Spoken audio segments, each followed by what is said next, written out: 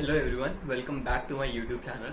तो आज की जो वीडियो है वो रेफरेंस में है, हमारा जो लास्ट लेक्चर था ग्राफ्स का उसके रेफरेंस में ये वीडियो है।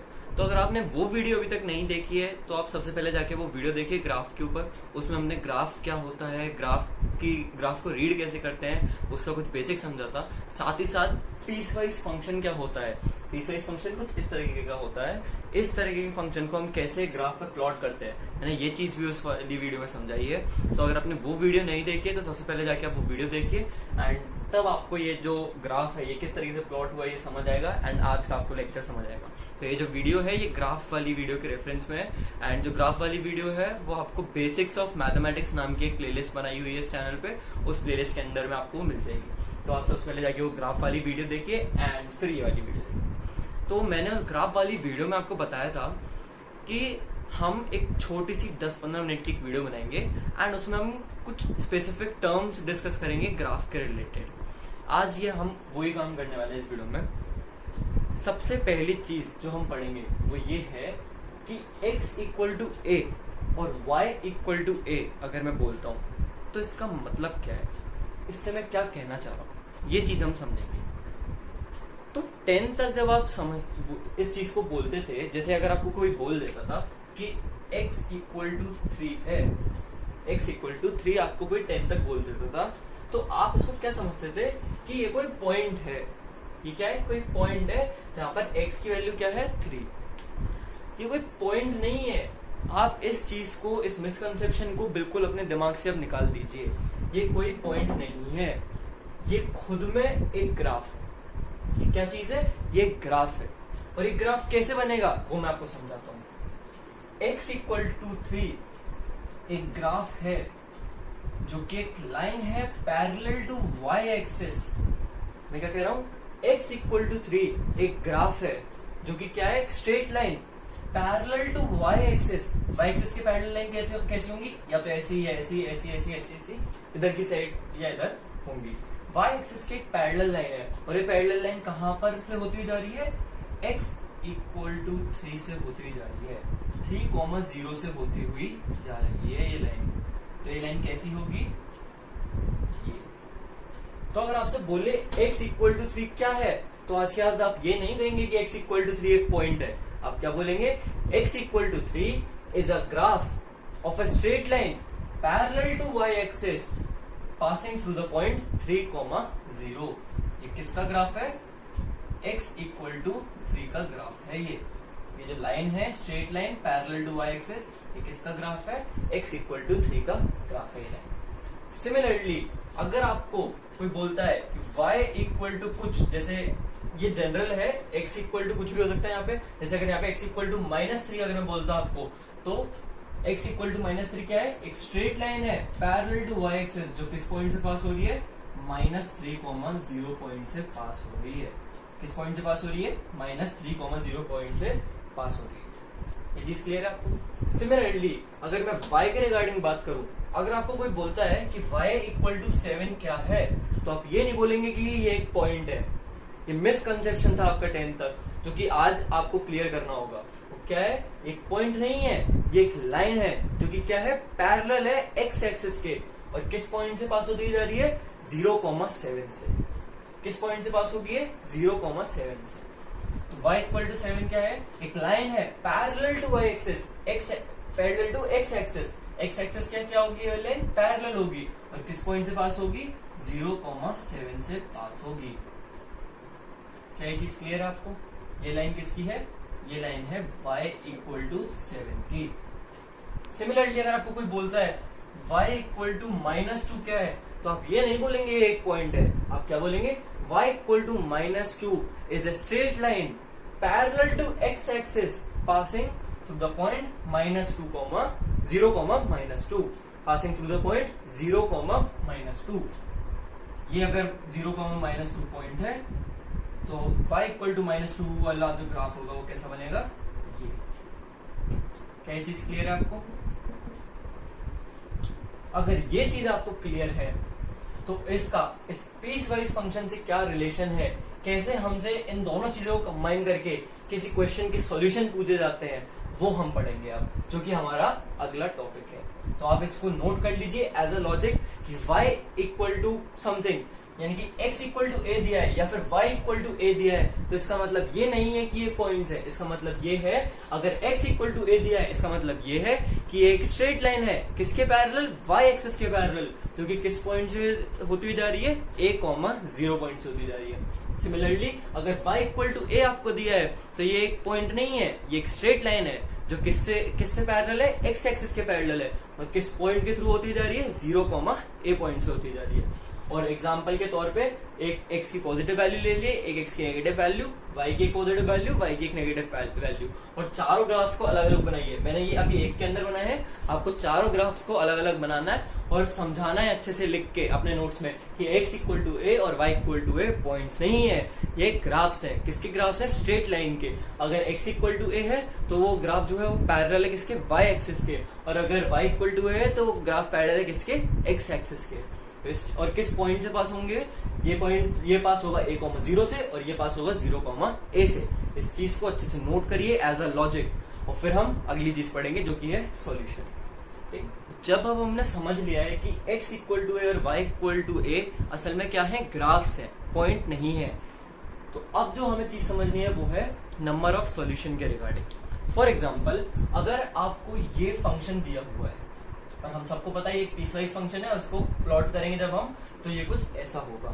ये मैंने अपनी पिछली वीडियो में समझा रखा है ग्राफ की कि ये कैसे प्लॉट हुआ है, मैंने बिल्कुल अच्छे से समझाई हुई है चीज की, डॉट का मतलब क्या है, एरो का मतलब क्या है, और मैंने एक शॉर्ट ट्रिक की मदद से आपको ये जो ग्राफ है ये प्लॉट करना सिखाया है। मैंने आपको एक रियल लाइफ एग्जांपल से इस चीज को जोड़ के समझाया था, जिसमें मैंने यहाँ पे इसे मेडिसिन माना था और इसे टाइम माना था। काफी इजी तरीके से पीसवाइज फंक्शन को प्लॉट करना सिखाया हुआ है पिछली वीडियो में, तो अगर आपको नहीं आता है तो आप वो वीडियो जरूर जाके देखें। चलिए, तो अब जब हमें ऐसा कुछ फंक्शन दिया हुआ है, एक पीसवाइज फंक्शन दिया हुआ है, फॉर एग्जांपल यही फंक्शन दिया हुआ है, और हमें पता है भी इसका ग्राफ क्या है, ये है, और हमसे कोई बोले कि आपका क्वेश्चन है, आपका क्वेश्चन क्या है, fx इक्वल टू 1/379,854 के कितने सॉल्यूशन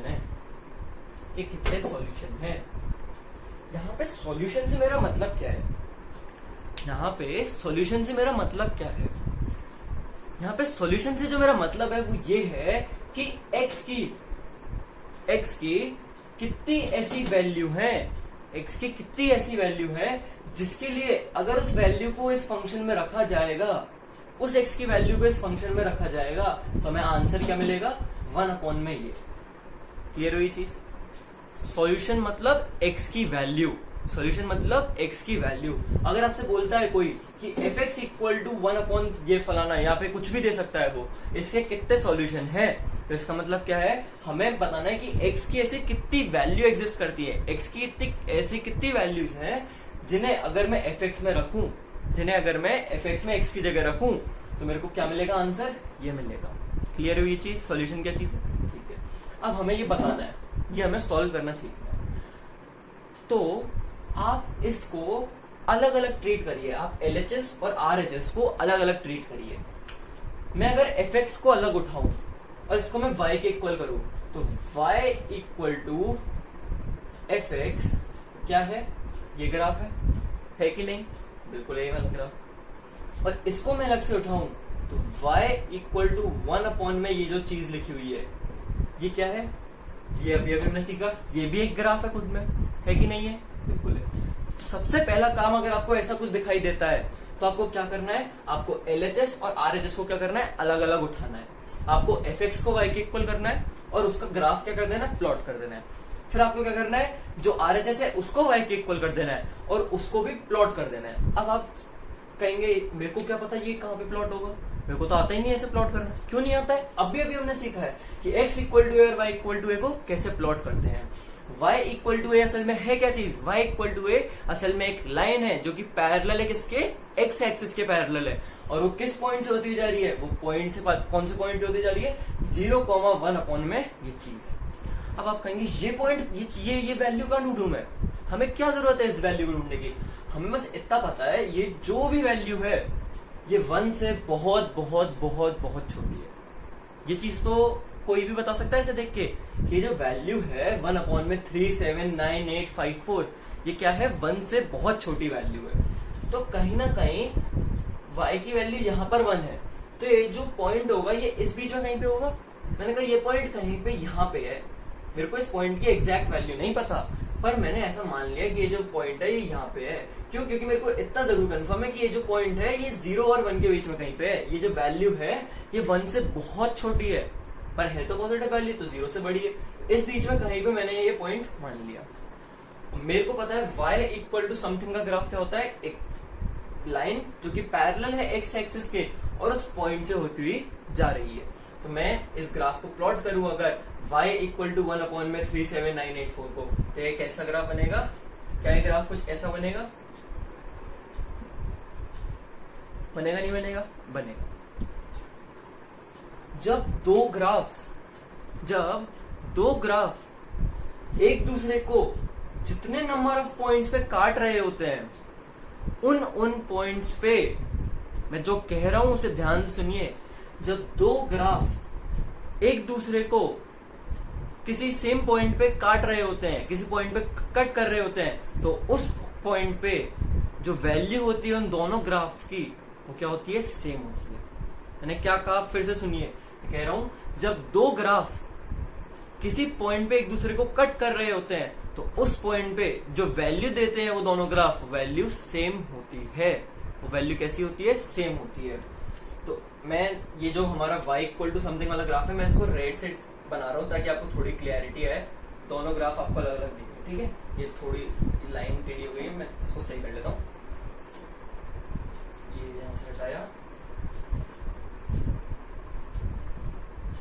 ये हो गई y इक्वल टू 1 में जो भी चीज हमें दी हुई है उसका ये ग्राफ है। और साथ ही साथ ये जो ब्लू से बना हुआ है ये ग्राफ है किसका? fx का। हमें क्या देखना है? ये दोनों ग्राफ एक दूसरे को कितनी जगहों पर काट रहे हैं। तो ये कितनी जगहों पे एक दूसरे को काट रहे हैं? पहली जगह, दूसरी जगह और तीसरी जगह। यानी कि इन दोनों ग्राफ्स की वैल्यू कितनी बार सेम है? 3 बार सेम है। यानी कि fx जो है वो कितनी बार ये वैल्यू देगा? वो 3 बार ये वैल्यू देगा। अब आप कहोगे सर आपने कहा कि ग्राफ एक दूसरे को काटे है, इसका मतलब ये है कि उन दोनों ग्राफ्स की उस पॉइंट पे वैल्यू सेम है। आप ये कैसे बोल रहे हो कि वो वैल्यू ये होगी? तो आप इस चीज को समझिए। x इक्वल टू a और y इक्वल टू a असल में है क्या? पैरेलल लाइंस है। मैंने बोला x इक्वल टू 3 क्या है? तो आपने कहा एक ग्राफ है। मैंने कहा कैसा ग्राफ है? y एक्सिस के पैरेलल ग्राफ है। और किस पॉइंट से होता हुआ जा रहा है? 3,0 से। क्या इस ग्राफ पे मैं कहीं पे भी मूव करूं, इस ग्राफ पे मैं कहीं पे मूव करूं, मेरे लिए जो x की वैल्यू रहेगी वो हमेशा क्या रहेगी? वो वैल्यू हमेशा 3 रहेगी। पर y की वैल्यू जो है वो क्या करेगी? वेरी करेगी। करेगी नहीं करेगी? अगर मैं y इक्वल टू 7 का ग्राफ बनाऊं, y इक्वल टू 7 का ग्राफ बनाऊं, तो क्या होगा? एक लाइन होगी जो कि x एक्सिस के पैरेलल होगी और किस पॉइंट से होती जा रही होगी? 0,7 से। तो वो लाइन ये होगी और ये पॉइंट क्या होगा? 0,7। अगर मैं आपसे पूछूं इस लाइन की क्या खासियत है, ये जो ग्राफ आपने बनाया है इसकी क्या खासियत है? इसकी खासियत ये है कि इस ग्राफ पे आप कहीं पे भी चल लीजिए, इस ग्राफ पे आप कहीं पे भी चल लीजिए, x की किसी भी वैल्यू पर इसकी y की वैल्यू हमेशा क्या रहेगी? 7 रहेगी। इसकी y की वैल्यू क्या रहेगी? हमेशा 7 रहेगी। मतलब y इक्वल टू समथिंग अगर हम करते हैं, y इक्वल टू a का ग्राफ हम बनाते हैं, तो वो ग्राफ हमेशा क्या वैल्यू देता है? a वैल्यू देता है। वो हमेशा क्या वैल्यू देता है? a वैल्यू देता है। उसको कुछ भी x की वैल्यू दे दो, हमेशा वो क्या वैल्यू देगा y की? वो y की a वैल्यू देगा। a यहाँ पे क्या है? 1/37985। ठीक है। तो यानी कि इस पॉइंट पे ये वाला ग्राफ क्या वैल्यू दे रहा होगा? ये वैल्यू दे रहा होगा। और इसी पॉइंट पे जो fx का ग्राफ है वो इसे कट भी कर रहा है, यानी कि fx भी इस पॉइंट पे क्या वैल्यू दे रहा होगा? 1 में ये चीज। हमसे यही तो पूछा था, हमसे यही तो क्वेश्चन में पूछा गया था कि f(x) इक्वल टू इस चीज के कितने नंबर ऑफ सॉल्यूशंस है। हमें यही तो बताना था x की कितनी ऐसी वैल्यूज हैं जिनके लिए f(x) जो है वो आंसर क्या दे, ये वैल्यू दे। तो ऐसी कितनी जगह है जहां पर f(x) आंसर में हमें ये नंबर दे रहा है। तो 1, 2 और 3 ऐसी 3 जगह हैं जहां पर हमें f(x) ये आंसर दे रहा है। तो नंबर ऑफ सॉल्यूशंस इस क्वेश्चन के कितने होंगे, 3। मैं नंबर ऑफ सॉल्यूशंस बोल रहा हूं कि f(x) इक्वल टू 1/37984 के कितने सॉल्यूशंस हैं, 3 सॉल्यूशन है। पर अगर मेरे से कोई पूछ ले कि कौन कौन सी x की वैल्यूज है जिनके लिए ये क्या बोलते हैं इसके इक्वल है, कब कब ये वैल्यू देगा, तो हमें क्या करना पड़ेगा, हमें इंडिविजुअल इस एक एक पॉइंट को उठाना पड़ेगा। हम देखेंगे जब इस वाले पॉइंट पे काटा गया दोनों ग्राफ्स ने एक दूसरे को, जब इस वाले पॉइंट पे, तो ये f(x) का कौन सा ग्राफ था, ये f(x) का कौन सा ग्राफ था, x+2 वाला ग्राफ था। ये f(x) का कौन सा ग्राफ था, x+2 वाला ग्राफ था। तो x+2 को हम इक्वल कर देंगे किसके, 1 में इस वैल्यू के, और फिर जो भी x की वैल्यू आएगी वो हमारा आंसर हो जाएगा। अगर हमसे पूछते हैं कि x की वैल्यू बताओ तो, पर अगर हमसे सिर्फ पूछते हैं कि नंबर ऑफ सॉल्यूशन बताओ कितने हैं, तो कितनी जगहों पर काट रहा है, सिर्फ हमें वो गिनना हमारे लिए सफिशिएंट है। क्लियर है ये चीज। सिमिलरली इसकी तरह एक और एग्जांपल देखते हैं हम। अगर हमसे बोल दे, थोड़ा सा स्पेस बना लेता हूं यहाँ पे, अगर हमसे बोले कि f(x) थोड़ी सी खत्म हो गई, f(x) इक्वल टू 1 में या फिर f(x) इक्वल टू -1, इसके कितने नंबर ऑफ सॉल्यूशंस हैं, f(x) इक्वल टू -1 ये कितने नंबर ऑफ सॉल्यूशंस हैं। तो हम क्या करेंगे, LHS को अलग, RHS को अलग। y इक्वल टू f(x) का ग्राफ हमारे पास में बना हुआ है पहले से, ये जो बना हुआ है हमारे पास बना हुआ है y इक्वल टू f(x) का। अब हमें किसका ग्राफ बनाना है, y इक्वल टू -1 का। y इक्वल टू -1 का ग्राफ क्या होगा, x एक्सिस के पैरेलल एक लाइन जो कि 0,-1 से होते हुए जा रही है। तो 0,-1 से होते हुए एक लाइन बना दी हमने। ये किसका ग्राफ है, y इक्वल टू -1 का। ये ग्राफ कितनी बार f(x) के ग्राफ काट रहा है, सिर्फ और सिर्फ एक जगह पे ये ग्राफ f(x) के ग्राफ को काट रहा है। तो नंबर ऑफ सॉल्यूशंस कितने होंगे, 1। नंबर ऑफ सॉल्यूशंस कितने होंगे, 1। इस चीज के नंबर ऑफ सॉल्यूशंस सिर्फ 1 होगा। क्लियर है ये चीज। तो आप इसे नोट कर लीजिए। आपको क्या चीज नोट करनी है एज ए लॉजिक, कि अगर आपको ऐसे करके क्वेश्चन दिया जाए तो आपका पहला स्टेप क्या होगा, आप LHS को अलग ट्रीट करोगे, RHS को अलग ट्रीट करोगे, y इक्वल टू f(x) का ग्राफ अलग से बनाओगे, और फिर y इक्वल टू ये जो RHS में वैल्यू दी है इसको भी उस ग्राफ में बनाओगे। फिर आप देखोगे दोनों ग्राफ एक दूसरे को कितनी जगहों पर काट रहे हैं। जितनी जगहों पर काट रहे होंगे उसका मतलब है कि उतने उतने पॉइंट्स पे दोनों ग्राफ सेम वैल्यू दे रहे हैं, दोनों ग्राफ सेम वैल्यू दे रहे हैं, और वो ही नंबर ऑफ सॉल्यूशन है आपके इस क्वेश्चन के। वही क्या है, नंबर ऑफ सॉल्यूशन है आपके इस क्वेश्चन के। और अगर आपसे वो x की वैल्यू फाइंड करने को बोले तो आपको क्या करना है, आपको देखना है कहां पर कौन सा जो फंक्शन है f(x) का वो लेना है हमें। जैसे अगर इस वाली लाइन के लिए निकालना है हमें x की वैल्यू, तो फंक्शन कौन सा लेंगे, f(x) वाला, x+2 वाला। यहाँ पे निकालना होगा तो कौन सी लाइन की इक्वेशन लेंगे, y इक्वल टू x लेंगे, और यहाँ पे लेंगे कौन सी, x-1। तो ये आपको देखना पड़ेगा जब अगर आपसे x की वैल्यू पूछी जाए। पर अगर हमसे सिर्फ नंबर ऑफ सॉल्यूशन पूछते हैं तो हम सिर्फ देख लेंगे कितनी जगहों पर कट कर रहा है। तो इस चीज को एज ए लॉजिक नोट करिए, फिर उसके बाद हम अगली चीज पढ़ेंगे। तब तक मैं इसे ड्रॉप करूंगा। तो हमने क्या क्या चीजें कंप्लीट कर ली है आज। अभी हमने क्या कर लिया कि x इक्वल टू है और y इक्वल टू अगर हमें दिया है तो वो असल में पॉइंट्स नहीं, वो असल में ग्राफ है, और वो कैसे ग्राफ है वो हमने समझा। साथ ही साथ हमने समझा सॉल्यूशन का मतलब क्या होता है और सॉल्यूशन कैसे निकाले जाते हैं। अगर आप दिया है कि f(x) किसी वैल्यू के इक्वल है तो हम कैसे उसे सॉल्व करते हैं, नंबर ऑफ सॉल्यूशंस कैसे बनते हैं। तीसरी चीज हमें पढ़नी है आज, वो क्या है, डिसकंटीजियस पॉइंट्स। डिसकंटीजियस पॉइंट्स क्या होते हैं और उन्हें कैसे काउंट किया जाता है। तो देखिए, सपोज करिए एक ग्राफ दिया है आपको, मैं वो ग्राफ बना रहा हूं, आप उसे ध्यान से देखिएगा। वो ग्राफ कुछ ऐसा है,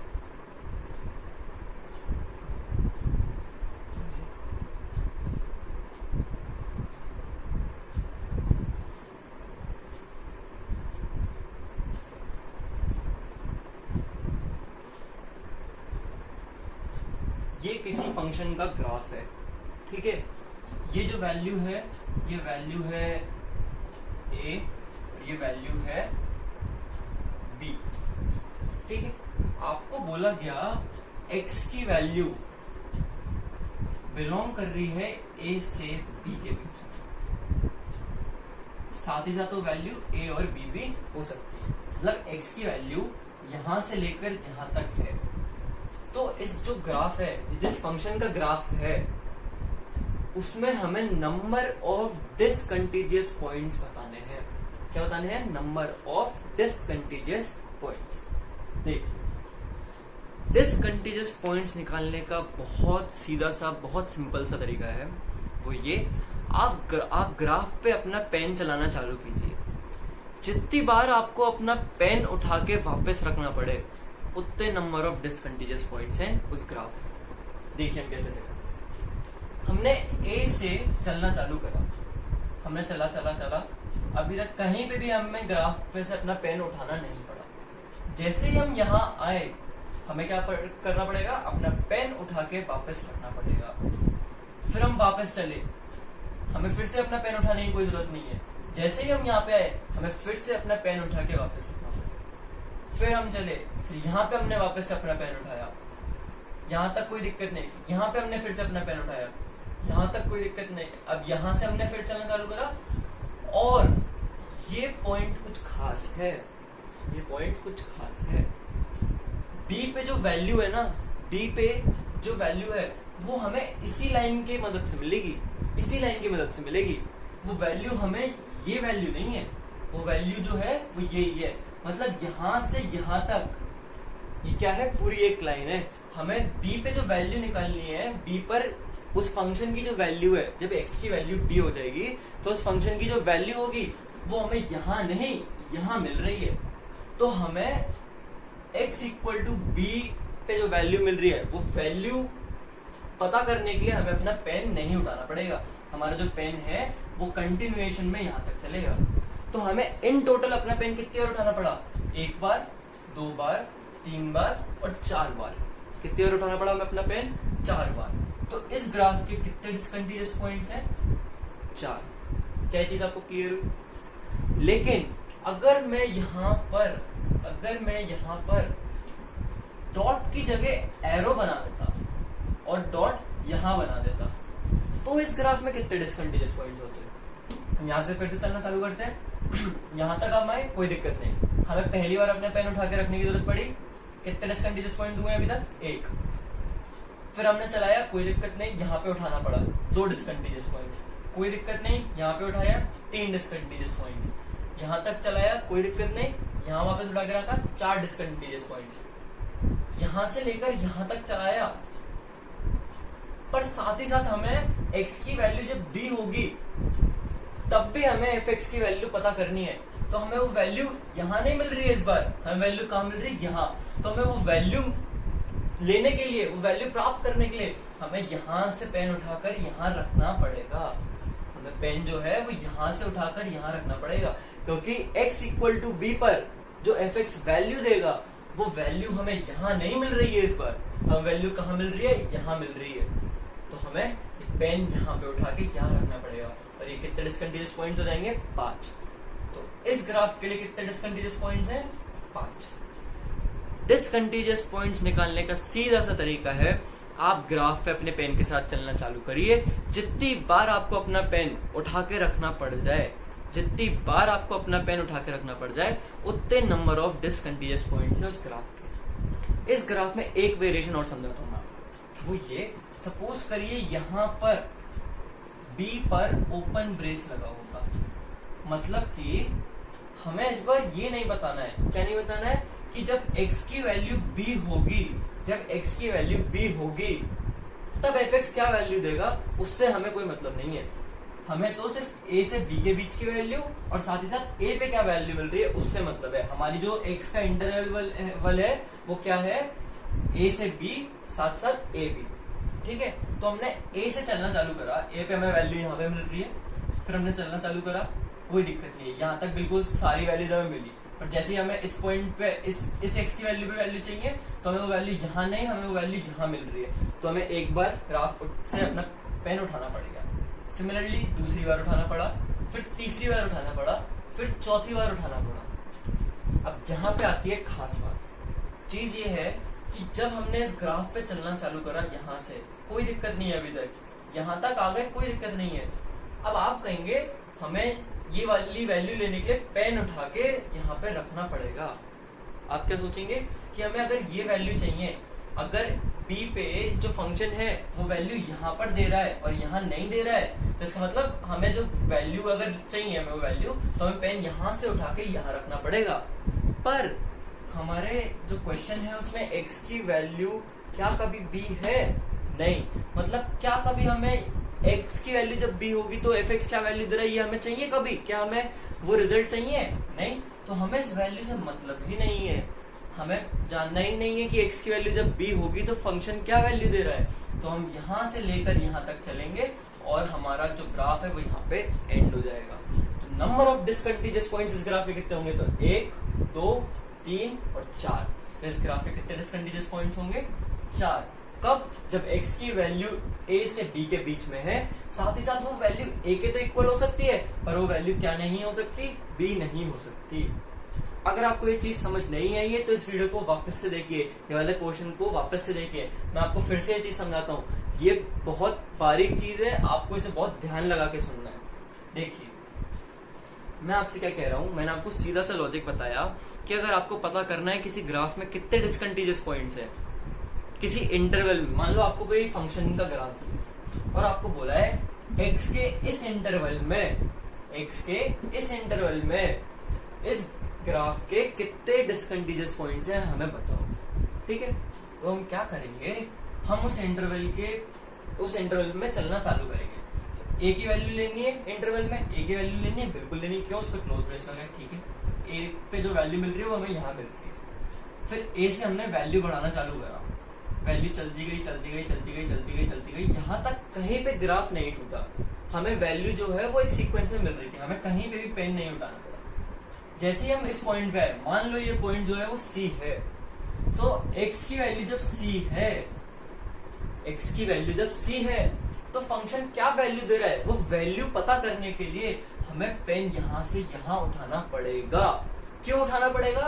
क्योंकि x की वैल्यू जब c है तो फंक्शन जो है वो यहाँ पे वैल्यू नहीं दे रहा है, फंक्शन कहाँ वैल्यू दे रहा है? यहाँ पे वैल्यू दे रहा है। और वो क्यों? क्योंकि यहाँ पे एरो लगा है और यहाँ पे डॉट लगा है। अगर आपको ये डॉट और एरो की चीज नहीं पता है तो आप ग्राफ वाला लेक्चर देखिए, आपको अच्छे से ये चीज समझ आएगी। ठीक है, तो यहाँ पे हमें एक बार उठाना पड़ा, फिर हमने वापस से चलना चालू करा, यहाँ तक कोई दिक्कत नहीं। पर इस पॉइंट पे क्या वैल्यू मिल रही है वो पता करने के लिए हमें पेन फिर से उठाना पड़ा और यहाँ पे लाना पड़ा। 2 डिसकंटीन्यूअस पॉइंट्स हुए, फिर यहाँ पे फिर 3 डिसकंटीन्यूअस पॉइंट हुए और यहाँ पे 4 डिसकंटीन्यूअस पॉइंट हुए। तो इस वैल्यू तक कितने डिसकंटीन्यूअस पॉइंट्स हो गए? 4। बात रही इसकी, तो हमने यहाँ से चलना चालू करा, अभी कोई दिक्कत नहीं है, अभी हमें मिलती जा रही कंटिन्यूएशन में वैल्यूज। जैसे ही हम यहाँ पे आए, जो x की वैल्यू जब b होगी तो वैल्यू हमें यहाँ नहीं मिल रही है, वैल्यू कहाँ मिल रही है? यहाँ पर हमें खुद से सवाल पूछना है। हमें क्या सवाल पूछना है कि क्या हमें वो वैल्यू चाहिए? क्या x की वैल्यू कभी असल में b हो पाएगी? नहीं, x की वैल्यू कभी b नहीं हो पाएगी। x की वैल्यू हमेशा a और b के बीच में है, या फिर a है, यहाँ पे b पे क्या लगा है? ओपन ब्रेस लगा है। तो हमें मतलब ही नहीं है इस वैल्यू से, हमें मतलब ही नहीं है कि b पर फंक्शन कहाँ पर वैल्यू दे रहा है। तो हम यहाँ से अपना पेन उठाकर यहाँ आएंगे ही क्यों? हम अपना पेन उठाकर यहाँ क्यों आएंगे? हमारा जो ग्राफ है वो तो कहाँ कंप्लीट हो गया? यहाँ पर कंप्लीट हो गया। तो हमारे इन टोटल कितने डिसकंटीन्यूअस पॉइंट्स हुए? 1, 2, 3, 4। हमें यहाँ पे पेन उठा के आने की जरूरत ही नहीं है। क्यों? क्योंकि हमसे बोला ही नहीं गया है कि b वाली वैल्यू को आपको कंसिडर करना है, x इक्वल टू b को आपको कंसिडर भी करना है, तो हम उसे कंसिडर नहीं करेंगे। लेकिन अगर हमसे बोल देते कि x इक्वल टू b की वैल्यू को भी आपको कंसिडर करना है, तो हमें b पर क्या वैल्यू मिल रही है वो पता करने के लिए यहाँ से पेन उठाकर यहाँ आना पड़ता। उस केस में नंबर ऑफ डिसकंटीन्यूअस पॉइंट्स 5 होते। ये चीज बहुत इंपॉर्टेंट है, आपको डिसकंटीन्यूअस पॉइंट्स निकालना अच्छे से आना चाहिए। इस चीज को अगर आपको समझ नहीं आई तो आप एक बार ढंग से देखिए, सुनिए, मैं जो चीज बोल रहा हूँ उसको ध्यान से समझिए। जैसे जैसे आपको ट्रेस करवा रहा हूँ तो मैं कैसे एरो और डॉट में फर्क करवा रहा हूँ उस चीज को समझिए। ठीक है, तो आप इस चीज को नोट कर लीजिए एज अ लॉजिक, एंड फिर हम मिनिमम और मैक्सिमम वैल्यू की बात करते हैं। तो अब हमें क्या समझना है कि ग्राफ की मैक्सिमम या मिनिमम वैल्यू क्या चीज होती है, वो कैसे निकालते हैं हम, कैसे हम उसे देखते हैं। तो अभी तक हम जिस एफ के साथ वो जो पीस वाइज फंक्शन अभी कुछ देर पहले बोर्ड पे लिखा हुआ था उसका ये ग्राफ था, ठीक है। इस ग्राफ में हमसे कोई पूछे कि मैक्सिमम वैल्यू क्या है या मिनिमम वैल्यू क्या है, तो हम कैसे देखेंगे। सीधा सा लॉजिक है मिनिमम या मैक्सिमम वैल्यू निकालने का। ग्राफ में देखो कि कौन सा पॉइंट वाई एक्सिस पे सबसे ऊपर तक दिख रहा है आपको।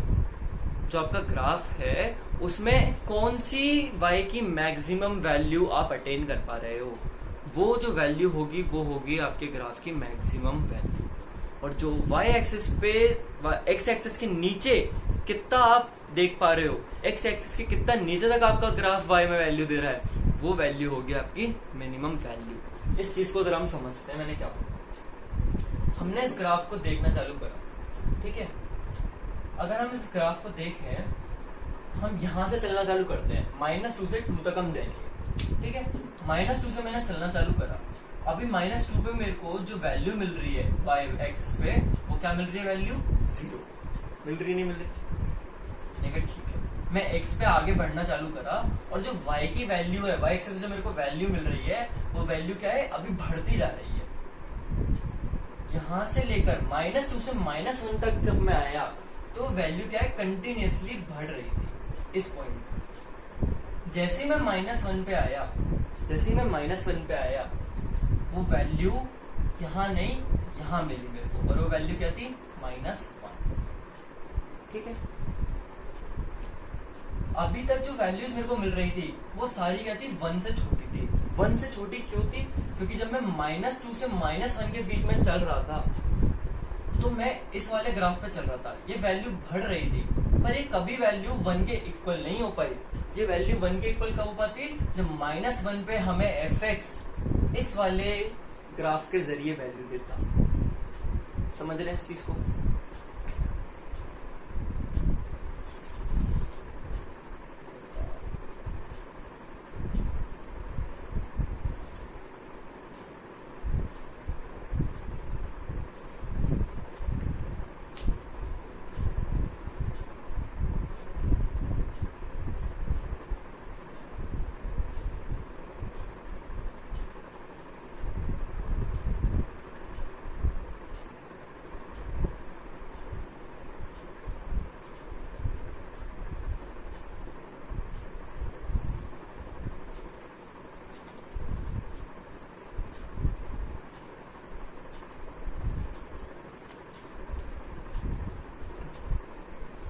जो अगली चीज हमें समझनी है वो चीज है ग्राफ में मैक्सिमम और मिनिमम वैल्यू क्या होती है। ग्राफ में मैक्सिमम और मिनिमम वैल्यू क्या होती है, इसको निकालने का एक सीधा सा तरीका है, वो ये, आप अपने ग्राफ को देखिए कि आपका ग्राफ एक्स एक्सिस के ऊपर वाई में कौन सी वैल्यू अटेन कर पा रहा है, मैक्सिमम। वो जो वैल्यू होगी वो आपके ग्राफ की मैक्सिमम वैल्यू होगी। और एक्स एक्सिस के नीचे आपका ग्राफ कौन सी वैल्यू अटेन कर पा रहा है सबसे मैक्सिमम वाई एक्सिस पे, वो वैल्यू आपकी मिनिमम वैल्यू। जैसे कि कुछ देर पहले हम इस पीसवाइज फंक्शन पे बात कर रहे थे। इस पीसवाइज फंक्शन को अगर हम ध्यान से देखें, इसके ग्राफ को ध्यान से देखें, तो एक्स एक्सिस के ऊपर ये जो फंक्शन का ग्राफ है, ये मैक्सिमम कहां तक जा पा रहा है, ये मैक्सिमम y = 1 तक जा पा रहा है, y = 1 तक जा पा रहा है। और वो कौन कौन सी x की वैल्यूज के लिए जा पा रहा है, तो जा पा रहा है x = 1 के लिए और x = 2 के लिए। क्या ये चीज आपको क्लियर है, ठीक है। ये जो लाइन थी, इस लाइन की इक्वेशन क्या थी, y = x, और इस वाली लाइन की इक्वेशन क्या थी, x - 1, ठीक है नहीं। तो ये जो ग्राफ है, ये x एक्सिस के ऊपर कौन सी मैक्सिमम वैल्यू तक पहुंच पा रहा है y एक्सिस पे, वो वैल्यू क्या है, 1। और वो कौन कौन सी x की वैल्यूज के लिए पहुंच पा रहा है, वो x की वैल्यूज है x = 1 and x = 2, x = 1 and x = 2। जब x की वैल्यू 1 है, तब हमें कौन सा वाला ग्राफ लेना है, तब हमें कौन सी वाली लाइन की इक्वेशन लेनी है। देखिए, जब x की वैल्यू 1 है तो हमें ये वाली लाइन की इक्वेशन नहीं लेनी है, हमें कौन सी इक्वेशन लेनी है, ये वाली लाइन की इक्वेशन लेनी है। ये मैंने कैसे पहचाना, कि मैंने देखा क्योंकि इस वाली लाइन की इक्वेशन में क्या बना है, यहाँ पे एरो, और यहाँ क्या बना है, डॉट। अगर आपको एरो और डॉट वाली चीज क्लियर नहीं है तो मैं बार बार बोल रहा हूँ, आप पिछली वीडियो ग्राफ की जाके देखिए, उसमें मैंने चीज बहुत अच्छे से समझाई। ठीक है, तो जब x की वैल्यू 1 है तो हमें कौन सी लाइन की इक्वेशन लेनी है, y इक्वल टू एक्स की इक्वेशन लेनी है। इसमें अगर मैं x की जगह 1 रख दूं तो y की वैल्यू क्या आएगी, 1। यानी कि ये जो वैल्यू है, जो मैक्सिमम वैल्यू हमें मिल रही है, ये वैल्यू क्या है, 1, और वही हमने कहा था, जो की बात क्या है, x इक्वल टू 2 की बात करें हम, तो x इक्वल टू 2 पे हमें कौन सी लाइन की इक्वेशन लेनी है, हमें ये वाली लाइन की इक्वेशन लेनी है। और ये लाइन की इक्वेशन कौन सी है, ये लाइन की इक्वेशन है y equal to x minus 1। इसमें अगर मैं x की जगह 2 रख दूं तो मेरे को y की वैल्यू क्या मिलेगी, 1। तो अगर आपसे कोई पूछे कि इस ग्राफ में आपको मैक्सिमम वैल्यू क्या अटेन हो पा रही है, तो आप तो बोलेंगे वो वैल्यू है 1, y इक्वल टू 1। कैसे, हमें क्या देखना है, हमें देखना है x एक्सिस के ऊपर आपका ग्राफ y एक्सिस पे कौन सी वैल्यू मैक्सिमम अटेन कर पा रहा है, कौन सी वैल्यू मैक्सिमम अटेन कर पा रहा है, वो ही वैल्यू क्या होगी, आपके ग्राफ की मैक्सिमम वैल्यू होगी। और अगर आपसे कोई पूछ ले कि वो कौन कौन सी x की वैल्यू है जिन पर आपका ग्राफ मैक्सिमम वैल्यू अटेन कर रहा है, तो वो कौन कौन सी x की वैल्यू है, वो वैल्यूज है x equal to 1 and x equal to 2। बात करते हैं मिनिमम वैल्यू की, तो आपको क्या देखना है, x एक्सिस के नीचे आपका ग्राफ कौन सी वैल्यू मैक्सिमम अटेन कर रहा है, x एक्सिस के नीचे आपका ग्राफ y एक्सिस पे कौन सी वैल्यू अटेन कर रहा है, सबसे नीचे कहां तक जा रहा है। तो x एक्सिस के नीचे, ये तो पूरा ग्राफ x एक्सिस के ऊपर है, x एक्सिस के नीचे जो ग्राफ है, ये जो मिनिमम वैल्यू जो सबसे नीचे जा रहा है वो कहां तक जा रहा है, y इक्वल टू माइनस 1 तक। कहां तक जा रहा है, y इक्वल टू माइनस 1 तक। तो हमारी जो मिनिमम वैल्यू होगी इस ग्राफ की वो क्या होगी, y इक्वल टू माइनस 1। जब x की वैल्यू माइनस 1 है, जब x की वैल्यू माइनस 1 है, तब हमें कौन से लाइन की इक्वेशन लेनी है, ये वाली नहीं, क्यों, क्योंकि माइनस 1 पे इस लाइन की इक्वेशन पे क्या बना है, एरो बना है। तो कौन सी लाइन की इक्वेशन लेनी है, ये वाली, क्यों, क्योंकि x इक्वल टू माइनस 1 पे यहाँ पे क्या बना हुआ है, डॉट बना हुआ है। तो हमारी लाइन की इक्वेशन जब x की वैल्यू माइनस 1 होगी, कौन सी होगी, y इक्वल टू एक्स। इसमें अगर हम x की जगह माइनस 1 रखें तो हमारे पास y की वैल्यू क्या जाएगी, माइनस 1। यानी कि प्रूव हो गया कि हमारी जो मिनिमम वैल्यू हमें अटेन हो रही है, वो क्या वैल्यू अटेन हो रही है, माइनस 1। तो अगर आपसे कोई पूछता है इस फंक्शन की मिनिमम वैल्यू क्या है, तो वो वैल्यू क्या है, माइनस 1, और वो कौन सी x की वैल्यू के लिए है, तो वो x इक्वल टू माइनस 1 के लिए है। तो ये चीज आपको क्लियर हुई। मैं एक एग्जांपल और लेता हूं आपके लिए। सपोज करिए ये किसी फंक्शन का ग्राफ में बना रहा हूं, ठीक है, ये फंक्शन का ग्राफ कुछ ऐसा है, और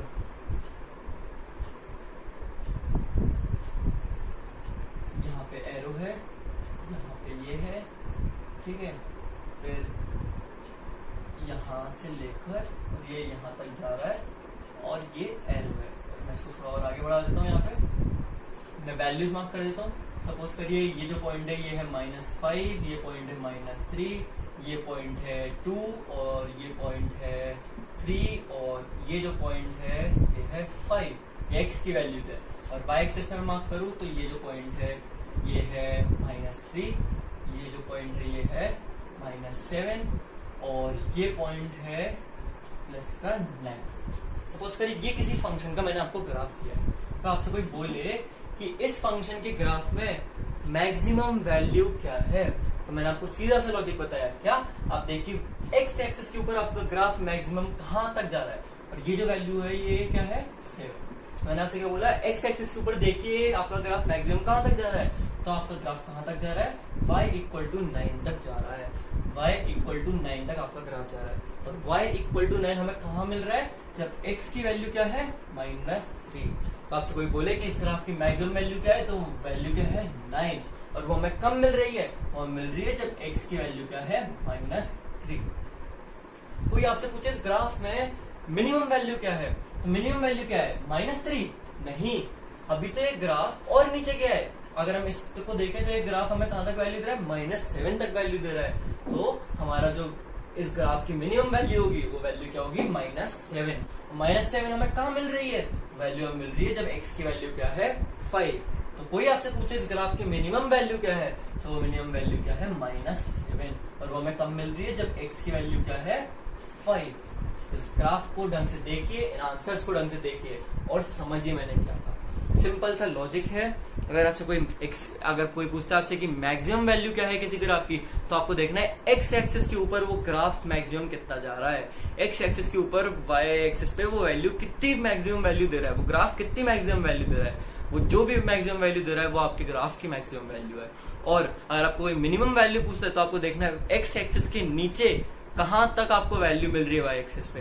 जो भी आपको सबसे नीचे वैल्यू मिले वाई एक्सिस पे, वो वैल्यू क्या है, आपके ग्राफ की ओवरऑल मिनिमम वैल्यू है। और एक्स की वैल्यूज जो होंगी वो आप इक्वेशंस की मदद से निकाल सकते हैं। तो अगर आपसे कोई पूछता है कि कौन सी एक्स की वैल्यू के लिए आपको मैक्सिमम वैल्यू अटेन हो रही है, तो आप उससे आंसर बता सकते हैं। तो ये चीज क्लियर हुई। तो हमने आज क्या क्या पढ़ा, हमने समझा कि x equal to A, Y equal to A असल में पॉइंट्स नहीं है, वो असल में ग्राफ्स है। वो ग्राफ्स कैसे बनते हैं हमने वो चीज समझी। फिर हमने देखा सॉल्यूशन कैसे निकाल जाते हैं। हमसे कोई बोल दिया कि एफ एक्स इक्वल टू ए है, तो कैसे हम दोनों को अलग अलग ट्रीट करते हैं, एफ एक्स को वाई के इक्वल कर देते हैं, ए को वाई के इक्वल कर देते हैं और सॉल्यूशंस को काउंट करते हैं। फिर हमने डिसकंटीन्यूअस पॉइंट्स समझे। डिसकंटीन्यूअस पॉइंट्स क्या है, आप एक ग्राफ पे ट्रेवर्स करिए। पहले आपका सबसे मेन मोटिव क्या है, आपको ध्यान देना है कि आपको किस इंटरवल में दिया हुआ है एक्स की वैल्यू कहां से कहां तक है। आपको पॉइंट्स वो देखने हैं कि जो कॉर्नर वैल्यूज हैं ए और बी जो है, क्या वो लेनी है या नहीं लेनी है, उनपे एफ एक्स क्या वैल्यू दे रहा है, वो वैल्यू हमें कंसिडर करनी है या नहीं करनी है, उस चीज पे आपको बहुत ध्यान देना है। फिर आपको क्या कर देना है कि बस आपको ग्राफ पे ट्रेवर्स करना है और आपको देखना है कितनी बार आपको अपना पेन उठा के वापस रखना पड़ा। जितनी बार आपको उठा के रखना पड़ेगा उतने नंबर ऑफ डिसकंटीन्यूअस पॉइंट्स होंगे उस ग्राफ के। ठीक है, ये चीज हमने समझी। और फिर हमने क्या समझा कि मिनिमम और मैक्सिमम वैल्यू कैसे हम निकालते हैं किसी ग्राफ की, जो कि कैसे हम देखते हैं ग्राफ की वैल्यू एक्स एक्सिस के ऊपर कितनी है मैक्सिमम वाई एक्सिस पर, और ग्राफ की वैल्यू एक्स एक्सिस के नीचे कितनी है वाई एक्सिस पे मैक्सिमम। और वो जो दोनों वैल्यूज होती हैं वो उस ग्राफ की मैक्सिमम और मिनिमम वैल्यू होती है। तो आज का लेक्चर यहीं पे है, छोटा सा लेक्चर है ये, हमें बस ये 4 पॉइंट डिस्कस करने तो ये मैंने समझा। अब अगले लेक्चर में हम क्या पढ़ेंगे, हम लॉग पढ़ेंगे, लॉग की कुछ बेसिक प्रॉपर्टीज पढ़ेंगे, लॉग असल में होता क्या है उस चीज को समझेंगे। और उसके नेक्स्ट लेक्चर में हम लॉग का ग्राफ समझेंगे। लॉग का ग्राफ बहुत इंपॉर्टेंट चीज है, काफी अच्छे अच्छे क्वेश्चंस बन सकते हैं उससे। तो लॉग का ग्राफ अच्छे से समझना, उससे क्या कंक्लूजन हम निकालेंगे वो चीज हम पढ़ेंगे। ठीक है, तो आज का लेक्चर यहीं पे समाप्त करते हैं। एंड अगर आपको चीजें अच्छे से समझ आई हो तो वीडियो को लाइक करिए। एंड ऑल्सो कोई इशू अगर आपको है तो आप कमेंट में मेंशन करिए। कोई चीज समझ नहीं आए तो सबसे पहली अप्रोच रखा करिए कि आप एक बार वीडियो को वापस से देखें तसल्ली से, और जो मैं बोल रहा हूँ उस चीज को वर्ड बाय वर्ड फॉलो करिए। एंड अगर आपको फिर भी कोई चीज में दिक्कत आती है तो आप कमेंट में मेंशन कर दीजिए, मैं शॉर्ट वीडियो बना के उस टॉपिक को कवर कर लूंगा। ठीक है, और अगर आपको ये वीडियो अच्छी लगी तो आप अपने दोस्तों को भी भेजिए, उन्हें भी सीखने का मौका दीजिए। ठीक है, थैंक यू वेरी मच। आज की वीडियो यहीं खत्म।